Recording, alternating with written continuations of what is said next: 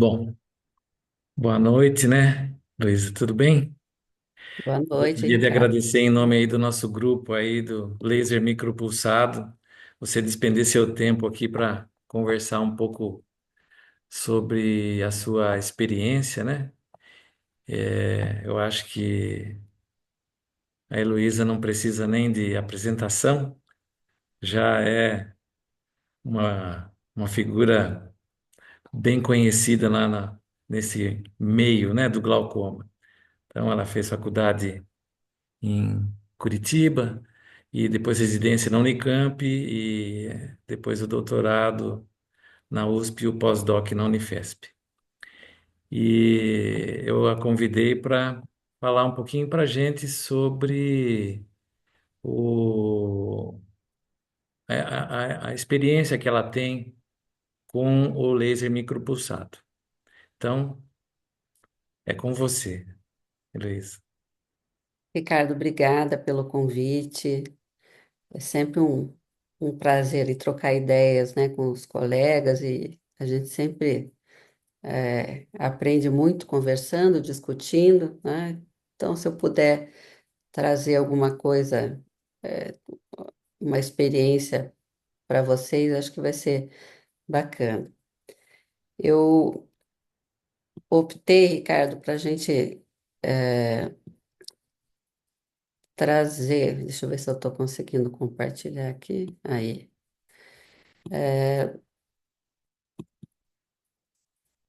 Deixa eu abrir só um pouquinho. Você está vendo a minha tela? Tá. É, eu vou falar um pouquinho do slow cooking também, certo? O que que eu resolvi trazer depois que nós conversamos aqui para a gente discutir com o grupo? Nós temos um grupo de colegas que nós fizemos, ah, compilamos, né, os casos de MP3 e também de slow cooking. E nós fizemos alguns trabalhos comparativos. Então, é isso que eu vou trazer para vocês. Alguns desses trabalhos a gente já publicou, né?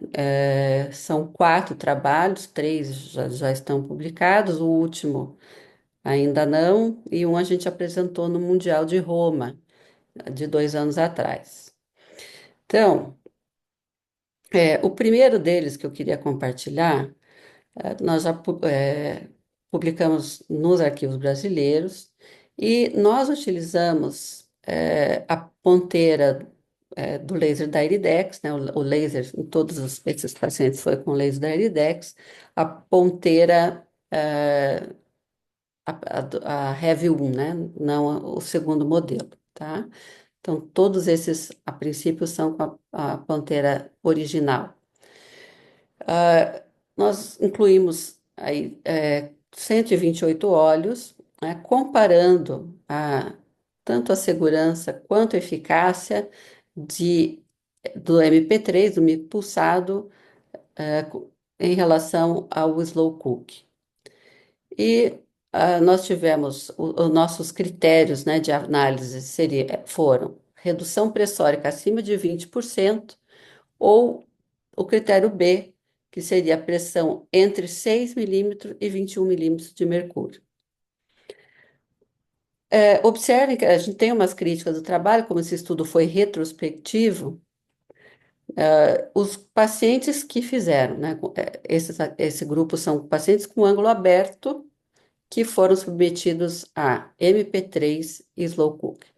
O grupo MP3 tinha um limiar pressórico, vocês observem, menor, né, do que o que foi a slow cooking. Eram casos, em princípio, menos graves, né? Então, a média de pressão era 25, enquanto que no slow cooking 35.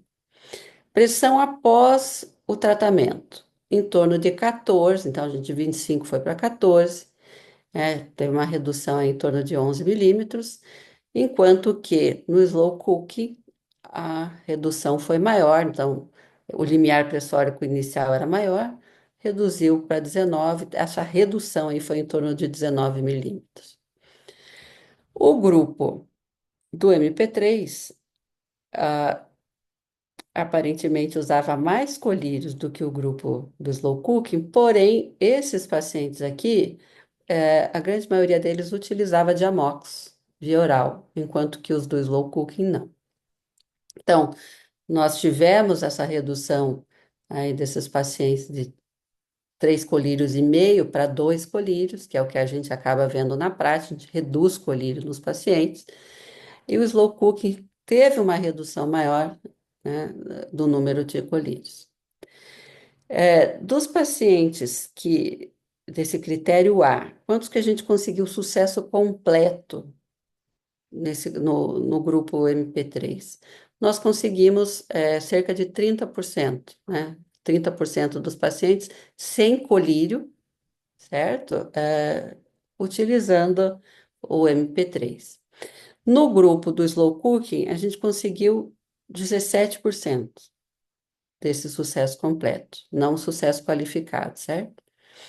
E quando a gente avalia o critério B, pressão entre 6 e 21, nós conseguimos atingir esse critério de sucesso em maior número de pacientes com MP3, diferente do grupo do slow cooking.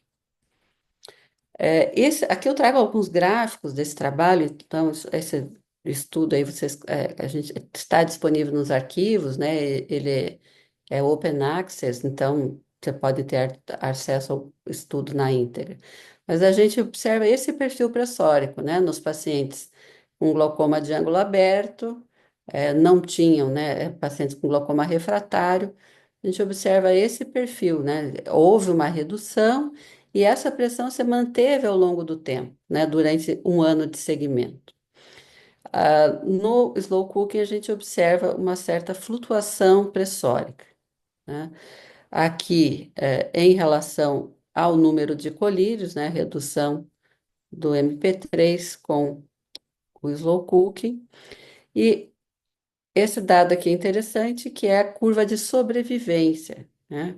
Considerando, então, a redução pressórica em torno de 20%, a gente tem aparentemente próxima nos dois grupos, porém, quando a gente avalia essa curva de sobrevivência, colocando o slow cooking, a gente vê que a eficácia do procedimento não se sustenta, ela cai, né? O resultado, em princípio, foi melhor com o micropulsado.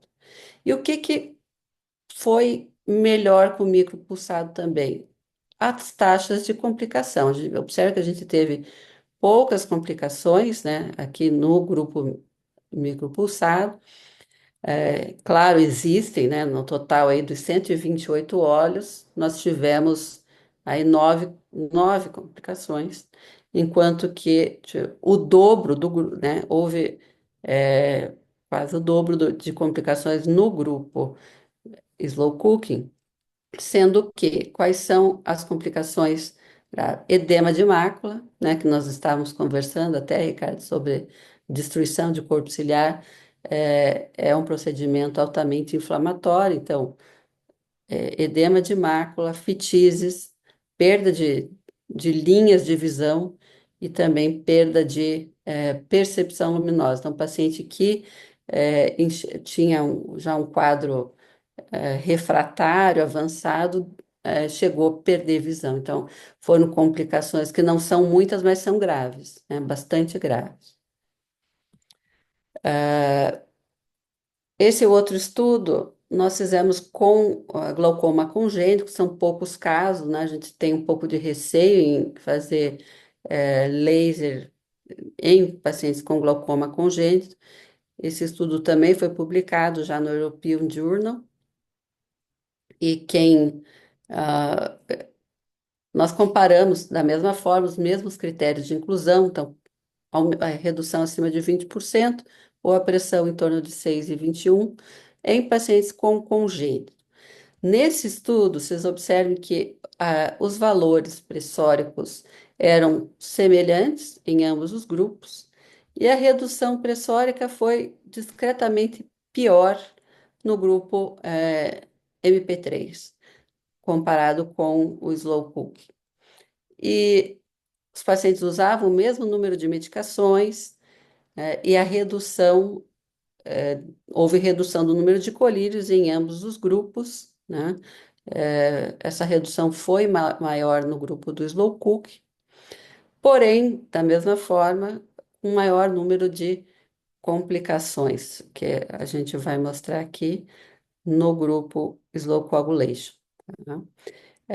Esse aqui é o perfil pressórico da redução com o micropulsado e aqui com o slow coagulation. A gente vê existe aí uma flutuação pressórica também. Observe é um grupo pequeno, né? Críticas do estudo. Glaucoma congênito não é uma doença frequente, né? Então, dos casos que nós avaliamos, 17 casos nós fizemos avaliação, tanto para o slow cooking quanto com o, o MP3, e a gente vê que, assim, claro, existiram complicações, é, nos dois grupos, né? Porém, assim, no MP3 não foram complicações graves, né? Nós tivemos descompensação de córnea e um caso de edema macular. Já no slow coagulation, nós tivemos desepitalização de córnea, descompensação corneana e perda de percepção luminosa e atrofia, né? Phthisis bulb. E a mesma situação a gente vê, como viu no outro trabalho, a estabilidade, né, da curva, no MP3, a gente vê que parece essa curva fica mais estável e no slow coagulation cai mais rápido, né? Essa curva de sobrevivência, ela é pior quando a gente usa esse critério de pressão entre 6 e 21. Quando se usa a redução acima de 20%, é mais ou menos equivalente nos dois grupos. Esse estudo nós não publicamos, nós fizemos a apresentação, no Mundial e acho que apresentamos agora na USP. Com todos os casos, o uso do MP3, a gente não está comparando com ninguém. Qual uma avaliação real life do MP3 em casos de glaucoma refratário?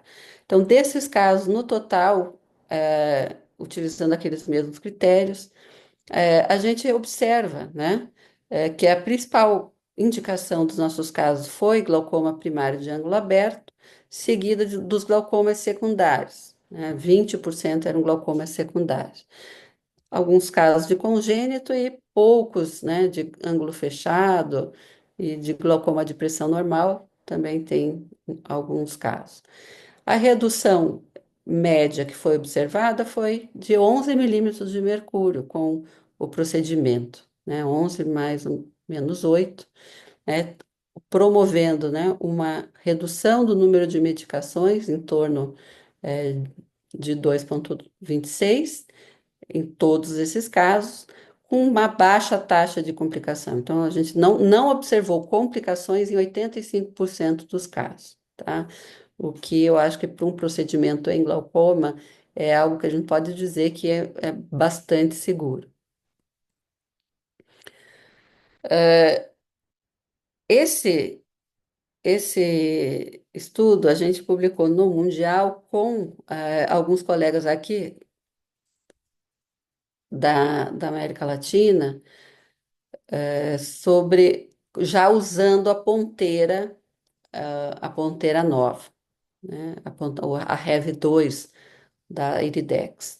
E assim, o que que a gente observou? Que nesses casos foi necessário utilizar uma energia maior do que a gente utilizava, né? Com o mesmo ciclo, mas maior número de passadas. Ah, o tamanho da sonda, né? A área de distribuição do laser é menor nessa sonda Rev 2 e, consequentemente, nós tivemos um resultado pressórico não tão bom quanto nos outros casos que a gente observava, em torno de 27% de redução, mas tendo que fazer essa mudança de parâmetro, né? Aumentando a energia e, e alguns desses casos estavam associados aí à facoemulsificação. Então, a gente tem um bias, né, de avaliação. E aqui, até esse grupo inicial que a gente falou sobre os colegas, o que a gente queria avaliar e comparar com o slow cooking, veio de uma conversa com a doutora Heloísa Maestrini, minha xará, que sempre teve uma excelente experiência. Eu acho que talvez aqui no Brasil, é a pessoa que há muito tempo já fazia o slow cooking, então ela tem muita experiência, há anos, quando nem se falava em slow coagulation, ela já realizava sem saber que estava fazendo slow coagulation.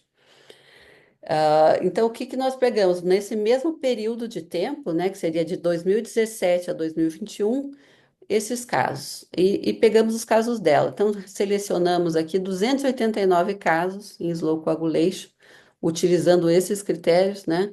E a gente associou ainda como a gente viu que aparentemente os critérios, o slow coagulation fazia uma redução um pouco maior do que o micropulso, nós adicionamos esse critério, que é uma redução de 30%.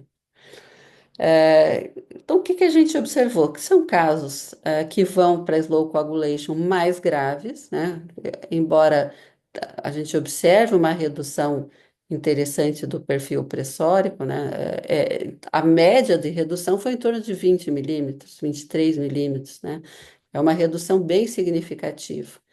Porém, isso aqui que eu gostaria de mostrar para vocês, né? As possibilidades de complicação, hipotonia, quase 10%, né? 8,65%, descompensação de córnea, perda de percepção luminosa e atrofia ocular. Então, assim, comparando, né, não são taxas baixas que a gente observa com o procedimento. Então, apesar de grande parte, né, 86% não ter um bom resultado, nós temos essas taxas de complicações que merecem ser lembradas e me fazem ter receio de indicar um procedimento como esse em pacientes que têm uma visão boa, né, que sejam 20/20, que sejam 20/25, diferente de um paciente com MP3, em que eu não tenho essa limitação. E o que a gente vê, assim, o sucesso completo também desses casos não é muito grande, né? Vocês vejam, quase 300 olhos, quantos conseguem o sucesso completo aí, sem medicações? 78 aí, considerando essa redução de 30, lembrando que o limiar dele é muito alto, o inicial. 50, pressão menor de 21. Aí, quando a gente coloca, né, critérios qualificados, aí com medicação, né, um sucesso qualificado, a gente observa que existe uma melhora, nesses resultados. Então, acho que seriam esses casos, né, só para a gente fechar, isso é uma revisão Cochrane sobre os procedimentos ciclodestrutivos, enfatizando que eh, eles devem ser indicados, né, para procedimentos, para olhos que já tiveram, tem um glaucoma refratário, que já passaram por outros tratamentos, né, e que ainda nós temos evidências insuficientes para o uso, né, desses lasers em olhos com boa visão e como primeira opção de tratamento. Se bem que a pandemia nos trouxe uma experiência diferente, né? Isso aqui foi 2019. É, eu acredito que hoje a gente, com a experiência clínica, tem uma possibilidade melhor, né? Tem indicado muitos casos aí como primeira opção de tratamento, até antes de trabeculectomia, com o micropulsado, né, Ricardo? Gostaria de lembrar, eu não sei a data que vai subir esse vídeo, né? Convidar todos para estarem presentes no nosso simpósio, no simpósio de 40 anos da Sociedade Brasileira de Glaucoma, em Belo Horizonte. Obrigada aí, Ricardo, Ah, pela eu que agradeço. atenção. Nossa, muito bom mesmo. Super legal. E assim, só uma coisa que na sua, não sei se você notou, mas nessas últimas conversas que tiveram ali no grupo lá da SBG, né? O pessoal estava falando muito de SLT e até fizeram umas postagens sobre indicação e tudo. Mas hoje em dia, assim, como é que onde é que você encaixa o micropulso dentro desse organograma vamos supor, o paciente chega, é virgem de tratamento, você tenta fazer o SLT primeiro, depois passa para colírio, vai para colírio, depois SLT, e depois, assim, do SLT, qual que é o seu critério para você indicar um laser transescleral, independente se é micropulso ou se é um slow cook, né? É, olha só, é, eu acho que hoje nós temos evidência para oferecer em pacientes com glaucoma de ângulo aberto ou hipertensão ocular que você opte por tratar, nós temos segurança para indicar um laser, um SLT. Confesso a você que eu não acho isso fácil na prática do meu consultório, porque o paciente que nunca usou colírio, ele tem uma certa resistência de já nesse primeiro momento ser submetido a um laser, né? Eu não sei como que é a tua realidade, mas na minha, pelo menos, é mais ou menos assim, né? Quando eu dou o diagnóstico de glaucoma, o paciente já fica um pouco impactado, ou hipertensão ocular, a menos que ele tenha alguma experiência familiar, que ele saiba que é uma doença progressiva, que, enfim, ele tenha essa informação, acho que falta num primeiro contato, falta informação para o paciente, para ele ter a decisão, né, para optar por um SLT. O que acaba acontecendo na prática é eu prescrever a medicação, falo sobre o procedimento, ele vai para casa, retorna, e aí ele começa a ter os colaterais do colírio. Ele vê que tratar glaucoma não é fácil, que esse tratamento é a longo prazo, que ele precisa de monitoramento, e a partir disso acho que fica mais fácil para ele digerir a ideia do SLT. Tá? Mas a gente tem que lembrar que não funciona para todos. Então, é uma alternativa que pode funcionar, mas cerca de 30% dos pacientes não vai responder. Então, eu não posso oferecer como uma tábua de salvação para a doença, né? O laser. Em algum momento ele pode eh, ter que repetir o laser, a gente vai precisar associar medicações, né? E outra situação, enfim, esse paciente que já esteja usando colírio e que ele tenha, quando que eu indico, no caso, um procedimento transescleral. Em princípio, num paciente que seja pseudofácico, e que eu não, por alguma razão, não julgue que ele não vá ter um bom resultado com trabeculectomia. Eu indico muito procedimento transescleral para paciente pós-operatório de retina, que fizeram, ou pacientes vitrectomizados, ou que fizeram cirurgia de descolamento, que tem um óleo de silicone, ou ainda pacientes com, que têm alguma limitação de acesso ou ao meu consultório, ao consultório do colega que tenha me encaminhado, né, o tratamento, para tratar, ele não consiga fazer o pós-operatório, eu acho que a gente tem bom resultado com esse tipo de tratamento. Pacientes idosos, a gente eu até hoje não vi até preditor de sucesso em paciente idoso, mas eu acho que é um nicho interessante de tratamento, tanto no MP3 quanto no micropulsado. São pacientes que têm acesso difícil, não conseguem pingar colírio, às vezes depende de um cuidador ou faz uso irregular. Então, acho que são opções boas para a gente tratar. Por que eu digo pseudofásico? Porque um paciente que seja fásico, que eu possa ter aí uma indicação de trabeculectomia ou de outro procedimento, aí eu acabo indicando, junto com a catarata, se for o caso, uma cirurgia, um MIGS ou MIBS, né? Então, seria um caso já, ou que já tiveram um procedimento, seja de glaucoma, que faliu, ou até mesmo uma cirurgia minimamente invasiva que o paciente não queira fazer trabeculectomia, né? Não sei Legal. se é. Já respondeu bem. E você faz bloqueio nos pacientes onde você faz o micropulso ou faz com sedação?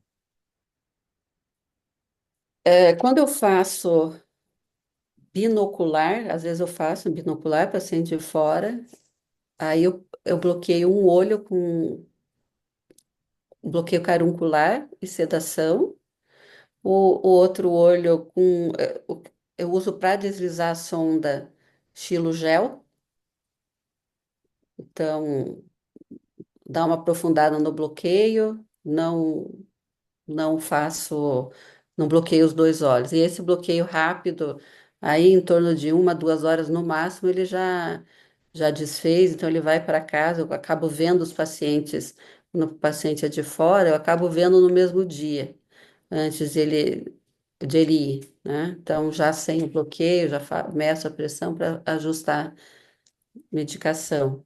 Mas você faz o quê? Xilocaína com hialosima só? Só estilo. Uhum. Interessante. Estilo rápido. É. Eu na época do Covid, eu assisti uma dessas aulas, eu estava falando para você, né, que a Iridex tem tanta aula ali que é aula que não acabava mais, né?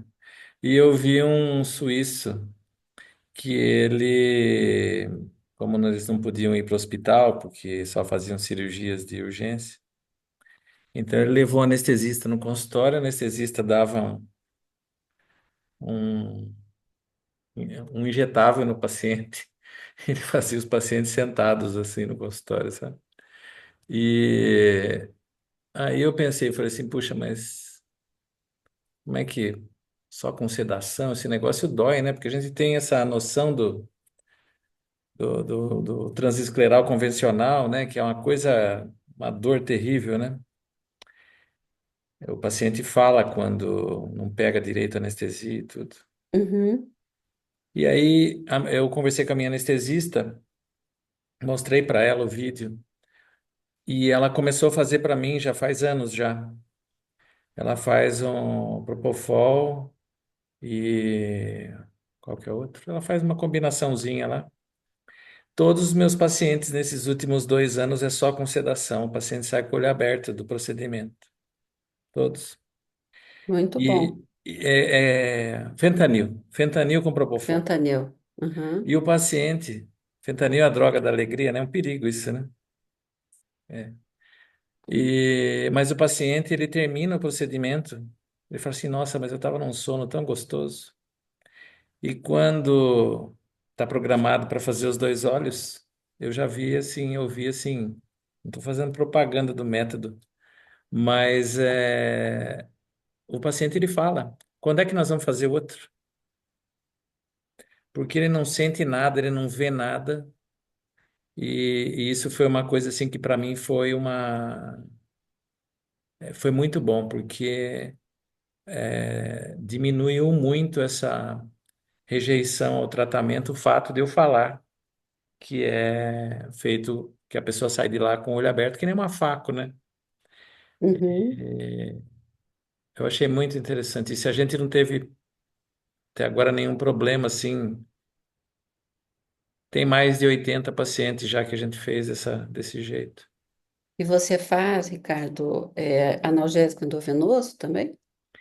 Não, Não? Só a faz. sedação. só a sedação.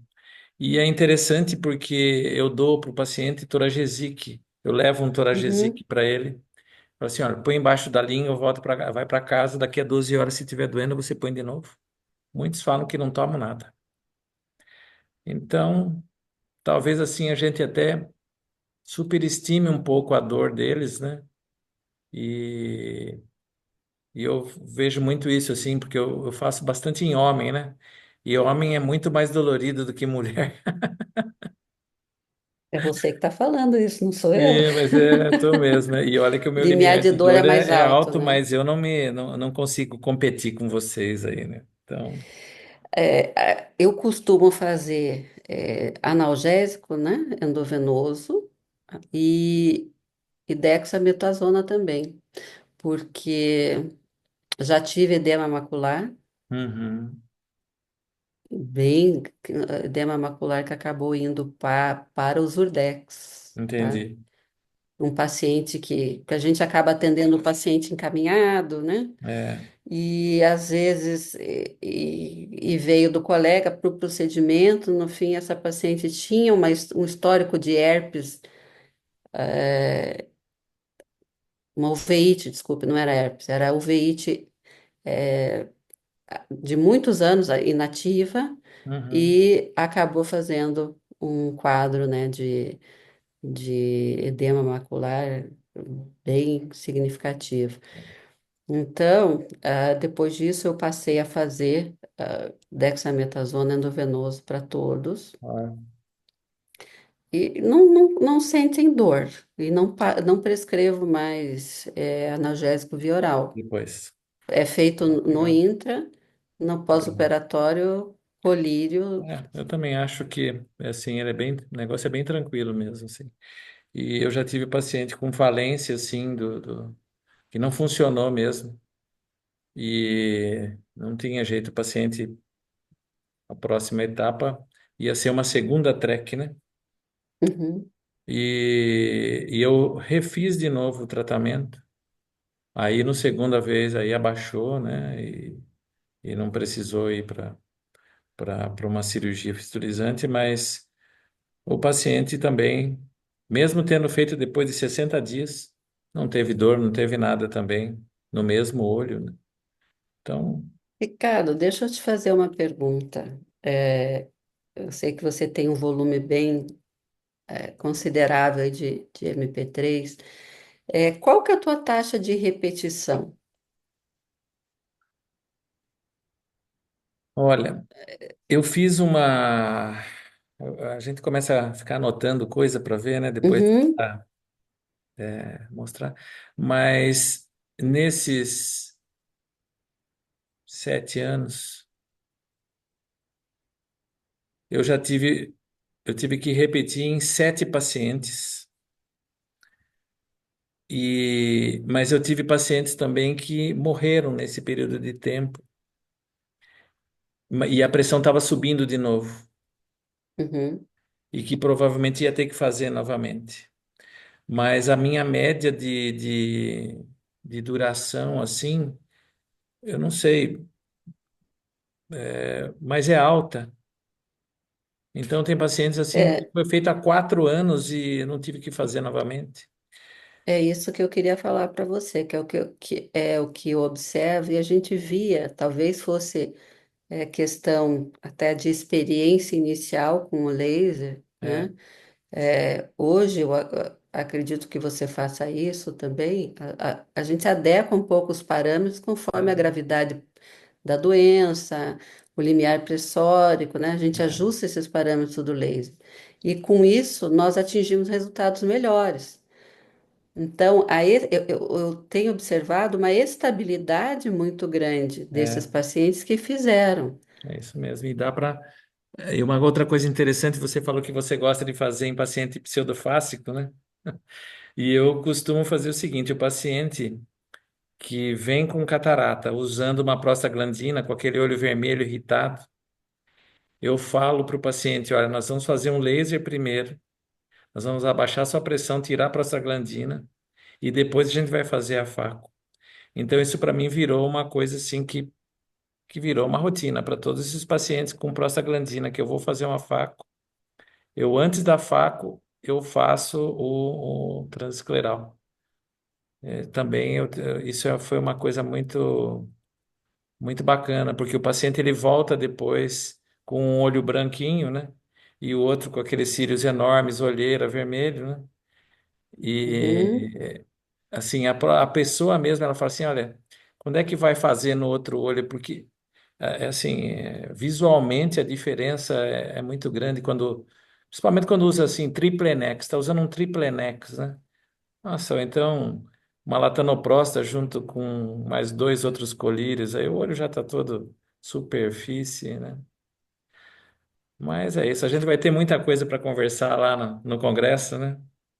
E Obrigada aí pelo aceite, pela presença, né, ah, Ricardo? não, eu que agradeço. E vai ser muito legal. Acho que a gente precisa. Esse grupo que foi criado do Grupo Micropulso era porque no começo eu não tinha com quem conversar. E você vai ver assim que tem pessoas que são muito assim ativas nessa área, mas é que muitas vezes não tem oportunidade de se expressar, né? E esses grupos de WhatsApp eu acho que são legais para isso mesmo, para difundir o conhecimento mesmo, né? Ninguém está querendo vender nada, não tem nada de, né? É um negócio e nem dizer assim, a minha ideia é melhor que a sua. Não tem nada dessa. Eu sou adepto da seguinte filosofia: se me mostrarem que tem alguma coisa melhor que eu estou fazendo, e eu Sim, acreditar e se tiver certeza, estamos juntos, vamos mudar, a mas gente tem que ter humildade, né, para isso, para aceitar. poder aceitar, exatamente. Eu vejo hoje no glaucoma, a gente está vivendo um momento, digamos, de tratamento cirúrgico, como foi a facoemulsificação, quando Foi, houve a transição da extra para a faco, não é, foi? é Né? verdade. Hoje a gente vê assim, não tem evidência. Gente, mas não tem tempo suficiente, né? Então, É, cirurgias, os lasers, a gente está falando de uma tecnologia que nós dispomos aí de 2017, 2016, não, há é, 10 anos, né? Não é muito tempo isso falando em medicina, mas tirar um colírio do paciente, ter conforto, dar conforto, melhorar a qualidade de vida, é, isso não tem preço, sem né? dúvida, Satisfação do paciente, né? verdade. E então são muitos paradigmas que nós estamos Quebrando. quebrando agora. É isso mesmo. E acho que a competição não é exatamente contra. Todo mundo fala, mas não baixa tanto quanto a Trek, mas não é isso que a gente quer. Não, Você quer dar uma oportunidade de um procedimento que ajude, que diminua a colírio, que controle a pressão. E sem nem dúvida. sempre precisa de uma Trek, não é? É, é isso mesmo. Mas é Ainda verdade. bem. Eu também Né? acho. Mas muito legal, tá ótimo. Olha, muito obrigado, viu, por você despender Imagina, seu tempo Ricardo. aí com a gente, tá? E, e vamos ver se a gente vai ter mais oportunidades de conversar sobre esse assunto, tá bom? Eu que agradeço, tá? Então, uma Foi um boa prazer noite em aí para participar com você. vocês. Boa noite. Tá, até mais. Obrigadão. Até mais. Tchau, tchau.